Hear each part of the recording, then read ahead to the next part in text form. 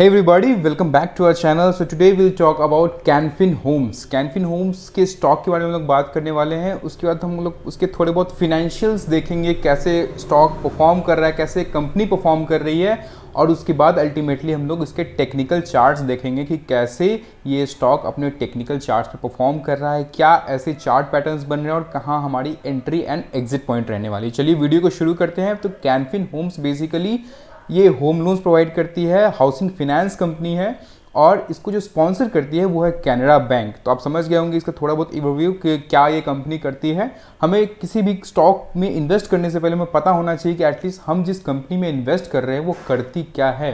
ठीक है, तो मार्केट कैप इसका ऑलमोस्ट 9,000 करोड़ का है, which is a small cap company. Stock PE की बात करते हैं, that is price to earning ratio is approx 19 के आसपास ये हमें मिल रहा है. बहुत ही ज़्यादा महंगा नहीं है, बट जैसा कि अभी हाउसिंग फाइनेंस सेक्टर अभी उतना अच्छा रैली नहीं किया है, इसमें बहुत अच्छी खासी रैली आनी बाकी है, इसलिए हम अपनी पोजीशंस इसमें बनाने की सोच रहे हैं. अगर आप शॉर्ट टर्म ट्रेडिंग भी करना चाहते हैं या स्विंग ट्रेड करना चाहते हैं तो that will be a good stock for you. उसके बाद थोड़े बहुत हम लोग इसके फिनेंशियल्स देख लेते हैं. आपको मैं इसका पीयर कंपैरिजन दिखाऊं तो HDFC देख सकते हैं 24 के पीई पे अवेलेबल है, ये सब तो देख सकते हैं 11 के पीई पे. तो आप इन सारे कंपनीज में भी इन्वेस्ट कर सकते हैं जिनका प्राइस टू अर्निंग रेशियो अभी कम है, सस्ते प्रीमियम पे अभी मिल रहा है. अवांस फाइनेंशियल देख सकते हैं कितना महंगा हो चुका है, इस स्टॉक्स के बारे में देख सकते हैं. इंडिया बुल्स हाउसिंग फाइनेंस का मैंने वीडियो बनाया, आप उसे जाकर के देखो. और अगर आप इन्वेस्टमेंट करना चाहते हैं तो ये भी एक बहुत ही बेहतरीन स्टॉक हो सकता है आपके लिए. उसके बाद इसके थोड़ा बहुत क्वार्टरली रिजल्ट्स अगर हम देखें तो डायरेक्टली हम नेट प्रॉफिट्स पे आते हैं. तो लगातार इनका कंसिस्टेंट नेट प्रॉफिट इंक्रीज हो रहा है, और अभी जो इनके जून क्वार्टर के रिजल्ट्स आए हैं वो भी 109 करोड़ के है, दैट इज डिसेंट नंबर. उसके बाद रेवेन्यू देख सकते हैं, कंसिस्टेंट रेवेन्यू लगातार इंक्रीज कर रही है. ये हम प्रॉफिट एंड लॉस स्टेटमेंट अगर देखें लास्ट 10 साल का देखते हैं तो लगातार इनका जो रेवेन्यू है that is top line is consistently increasing. देख सकते हैं आप 231 करोड़, 286 करोड़, 390 से बढ़ते बढ़ते अभी इनका ट्रेलिंग 12 मंथ्स का जो रेवेन्यू है, टॉप लाइन जो है वो अप्रॉक्स 2000 करोड़ के आसपास, 1947 करोड़ के आसपास इन्होंने पोस्ट किया है. ठीक, अब कंपनी में कितनी अच्छी ग्रोथ है आप देख सकते हैं, वो चीज़ें बॉटम लाइन में भी हमें दिखती हैं. देख सकते हैं नेट प्रॉफिट्स लगातार इनका इंक्रीज कर रहा है, और अभी जो इन्होंने नेट प्रॉफिट अपना पोस्ट किया है, अभी पोस्ट नहीं किया है, दैट इज ट्रेलिंग 12 मंथ का नेट प्रॉफिट इनका 472 करोड़ का है, दैट इज़ हाईएस्ट एवर. और इससे पहले भी मार्च 2021 में जो इन्होंने पोस्ट किया था अपना net profit that is 456 crore, जो कि हाईएस्ट एवर है. और मैं हमेशा बोलता हूं कि एज पर रे डैलियो थ्योरी अगर कोई कंपनी अपना highest ever net profit post कर रही है तो स्टॉक प्राइस भी अपना हाईएस्ट एवर अपने प्राइस को टच करेगा.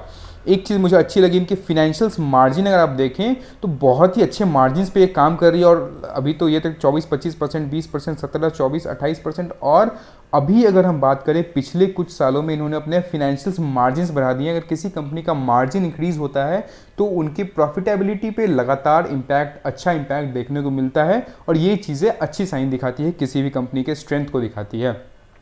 उसके बाद अगर बैलेंस शीट देखें तो बैलेंस शीट में मैं आपको बोरोइंग्स यहाँ पे, क्योंकि फिनेंस कंपनी है तो कुछ इनके पास बोरोइंग्स भी होती हैं, तो इन पे हमें नहीं जाना है. हम रिजर्व्स देखेंगे, रिजर्व्स लगातार इनका इंक्रीज हो रहा है. देख सकते हैं आप यहाँ पे अभी जो मार्च 21 क्वार्टर का जो यहाँ पे फिनेंशियल ईयर का जो इनका रिजर्व्स है, वो प्रमोटर्स के पास जो कैश है वो 2500 करोड़ का कैश इक्विवेलेंट पड़ा हुआ है. उसके बाद अगर हम थोड़े बहुत शेयर होल्डिंग पैटर्न्स देखें तो यहाँ पे आपको थोड़ा सा एक चीज़ कंसर्निंग लग सकता है कि प्रोमोटर्स के स्टेक जो है यहाँ पे 30% ही है, बट मैं स्टिल इस कंपनी में इंटरेस्टेड हूँ, क्योंकि यहाँ पे देख सकते हैं DIIs का इंटरेस्ट, जो डोमेस्टिक इंस्टीट्यूशन इन्वेस्टर्स होते हैं हमारे देश की, जो बड़े बड़े फिनेंशियल इंस्टीट्यूशन है या कोई भी इंस्टीट्यूशन जो डायरेक्टली इक्विटी मार्केट में इन्वेस्ट करती है, बड़े एसेट मैनेजमेंट कंपनीज हो गई, म्यूचुअल फंड हाउसेज हो गए, तो उनका लगातार इसमें इंटरेस्ट बढ़ा हुआ है. आप देख सकते हैं एक्सिस म्यूचुअल फंड, यहाँ पे निपॉन इंडिया ने भी अपने यहाँ पे स्टेक्स बढ़ाए हैं. तो और ये सारी कंपनी बेवकूफ़ तो है नहीं कि बेवजह यहाँ पे स्टेक्स बढ़ाई जा रही है. इस कंपनी में कुछ ना कुछ बात तो है, जिस वजह से सारा DIIs का इंटरेस्ट लगातार इस कंपनी में बना हुआ है. पब्लिक का शेयर होल्डिंग थोड़ा मुझे ज़्यादा लग रहा है, लेकिन आप देख सकते हैं 2018 के बाद लगातार जो पब्लिक की शेयर होल्डिंग्स है वो कमती जा रही है. आप देख सकते हैं ये पूरा शेयर होल्डिंग पब्लिक का नहीं है. देख सकते हैं यहाँ पे इन्वेस्टमेंट, छत्तीसगढ़ इन्वेस्टमेंट लिमिटेड, यहाँ पे 7% की शेयर होल्डिंग इनकी है. है, 2% इनका है, 10% तो यही हो गया, उसके बाद आप जोड़े तो ये 5% के आसपास निकल कर क्या था, तो 15% सीधा सीधा जो शेयर होल्डिंग है वो तो इंस्टीट्यूशंस के पास में है, बिग हैंड्स में है, तो that is not that concerning. अब हम इसके टेक्निकल चार्ट पैटर्न्स पे चल के देख लेते हैं कि क्या हो रहा है हमें। थोड़ा बहुत मैं आपका क्रेडिट रेटिंग आप देखना चाहेंगे, अगर मैं इस कंपनी में इन्वेस्ट करता हूँ तो उसकी क्रेडिट रेटिंग हमेशा ही चेक करता हूँ। आप देख सकते हैं स्टेबल क्रेडिट रेटिंग है, अच्छी क्रेडिट रेटिंग है, और क्रेडिट रेटिंग बहुत ही अच्छे तरीके से किसी भी कंपनी के फिनेंशियल्स को, फंडामेंटल्स को, उसके कॉम्पिटिशन्स को अच्छी तरीके से चेक करती है, तभी जाके उन्हें अच्छी रेटिंग मिलती है। तो आप देख सकते हैं यहाँ पे आप डिटेल्स में पढ़ सकते हैं कि कंपनी का क्या आगे का मैनेजमेंट कैसी है, कंपनी कैसे परफॉर्म कर रही है लास्ट कुछ टाइम्स में, तो वो सारी चीज़ें आपको, क्योंकि रेटिंग हमेशा ही इनकी मॉडिफाई की जाती है, तो आपको वो चीज़ें यहाँ पे देखने को मिल जाएंगी। अब मैं आपको इसके टेक्निकल चार्ट पैटर्न्स पे लेकर के चलता हूँ। तो आप देख सकते हैं ये बहुत ही शानदार यहाँ पे टेक्निकल चार्ट पैटर्न्स मुझे बनता हुआ दिख रहा है। ऑल्दो अभी ये कंपनी का जो शेयर प्राइस ट्रेड हो रहा है ये अपने ऑल टाइम हाई पे है। आप देख सकते हैं ये इसने ऑल टाइम हाई लगाया था यहाँ पे कभी 671 का, और वहीं के आसपास ये ट्रेड हो रहा है। हालांकि इससे ऊपर तक भी गया था, लेकिन अभी स्टिल यहाँ पे अभी इसमें बहुत ही अच्छी रैली आनी बाकी है। क्यों मैं ऐसा कह रहा हूँ कि एक तो मुझे बहुत ही अच्छा यहाँ पे राउंडिंग पैटर्न बनता हुआ दिख रहा है। जब भी राउंडिंग पैटर्न का ब्रेकआउट आता है ना, वो बहुत ही लाजवाब ब्रेकआउट होता है। देख सकते हैं यहाँ पे राउंडिंग बना, फिर यहाँ पे एक मतलब ऑलमोस्ट एक cup with handle kind of pattern यहाँ पे आप देख सकते हैं। आपको प्रॉपर नहीं दिख रहा है, बट स्टिल यहाँ पे cup with handle kind of pattern मुझे आप यहाँ पे बनता हुआ मुझे तो दिख रहा है। ठीक है, क्योंकि अब मुझे पैटर्न बनाने में कोई इंटरेस्ट नहीं है। मुझे टेक्निकल चार्ट पैटर्न्स क्या दिखाते हैं, यहाँ पे आपको मार्केट के सेंटिमेंट्स दिखाते हैं कि बायर्स और सेलर्स क्या सोच रहे हैं, उनके कहाँ पे ज़्यादा फियरफुल हो रहे हैं, कहाँ पे ग्रीडी हो रहे हैं, कहाँ पे वो ज़्यादा घबरा रहे हैं, कहाँ पे लालची बन रहे हैं। ये सारी चीज़ें टेक्निकल चार्ट पैटर्न्स में हमें इजीली देखने को मिल जाती हैं। तो आपको दिख रहा है ये यहाँ पे बहुत ही अच्छा पैटर्न बनता हुआ दिख रहा है। लास्ट कुछ टाइम की बात करें तो यहाँ पे भी बहुत ही अच्छा एक राउंडिंग काइंड ऑफ पैटर्न यहाँ पे आपको बनता हुआ दिख रहा होगा।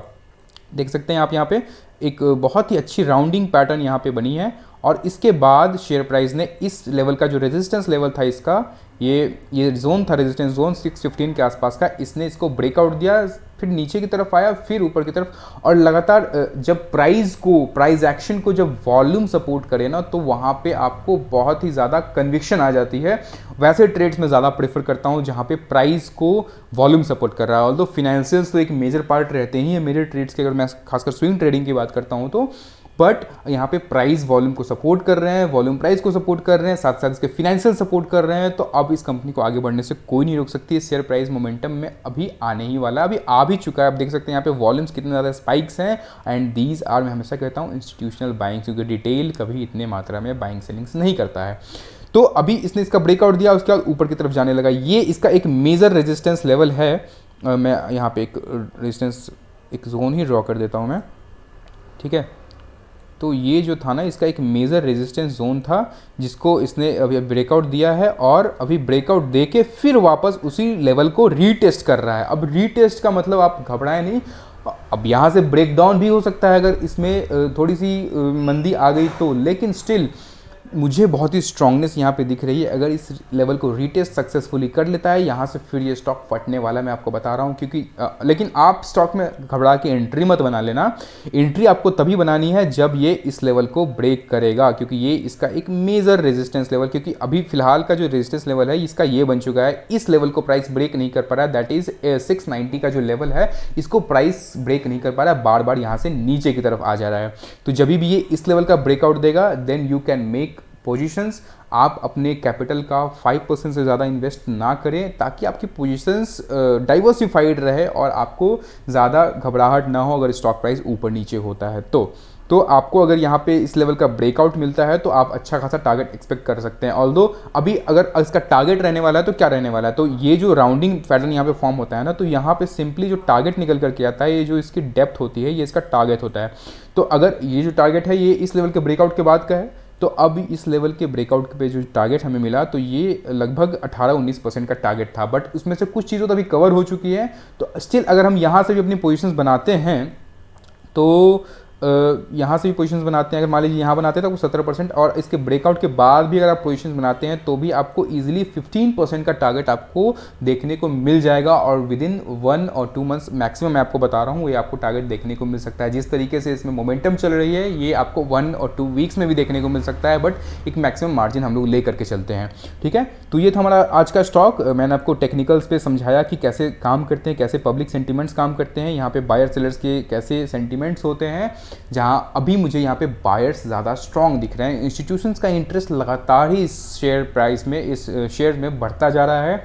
दैट्स वाई मैं आपको बोल रहा हूँ कि you can make a good position. Good position का मतलब 5% से ज़्यादा आपको इन्वेस्ट नहीं करना है। बहुत ही ज़्यादा आपको कन्विक्शन लग रही है as per your due diligence, then आपको मैक्सिमम टू मैक्सिमम आपको अपने कैपिटल का 10%, आपके अपने पोर्टफोलियो का 10% एक्सपोजर ही देना है, उससे ज़्यादा बिल्कुल भी नहीं देना है किसी भी स्टॉक में। और खासकर मैं ऐसे छोटे स्टॉक में तो आपको बिल्कुल भी नहीं देना चाहिए 5% से ज़्यादा, बट स्टिल आपको अगर कन्विक्शन है देन आप दे सकते हो। तो this is it, this is our stock for today. And अगर मुझे और भी स्टॉक, हालांकि मेरे स्टॉक बहुत सारे स्टॉक्स ऐसे रडार पे हैं, मुझे टाइम उतना नहीं मिल पा रहा है, ऑल्दो मैं लगातार आपके लिए वीडियोस पोस्ट कर रहा हूँ आजकल, बट मुझे जैसे ही टाइम मिलता है और then I will try to make more such videos जहाँ पे आपको जल्दी से जल्दी आपको ब्रेकआउट देखने को मिले और आपको एक अच्छा खासा हैंडसम रिटर्न भी आपको देखने को मिल जाए। क्योंकि आपको सबको पता है कि 4-5% से ज़्यादा रिटर्न आपको नहीं मिलता है इन एफडीज़। अगर आप 1 साल के लिए बैंक में अपने एफडी में पैसे होल्ड करते हो, सेविंग्स अकाउंट पे तो 2.5-3% से भी ज़्यादा में नहीं मिल रहा है आजकल आपको।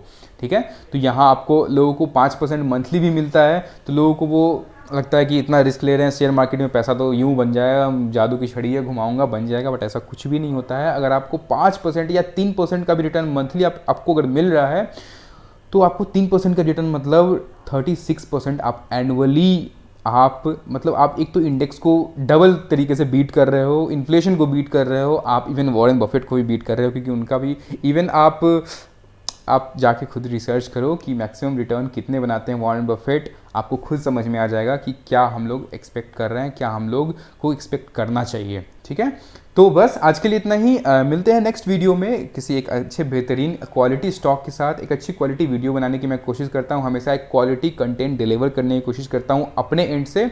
बाकी मुझे जो भी चीज़ें इन्फॉर्मेशन मुझे लगती है कि आप लोगों से शेयर करनी चाहिए, वो मैं वीडियो बना के पोस्ट करता ही रहूँगा।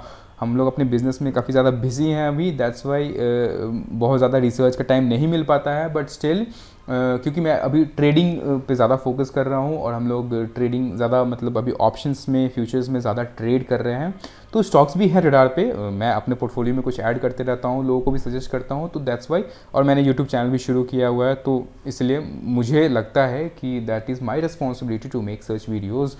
तो this is it for today, and कल फिर मिलते हैं एक अच्छी वीडियो के साथ, एक अच्छी क्वालिटी लर्निंग के साथ, एक अच्छी क्वालिटी वीडियो के साथ। तब तक के लिए गुड बाय।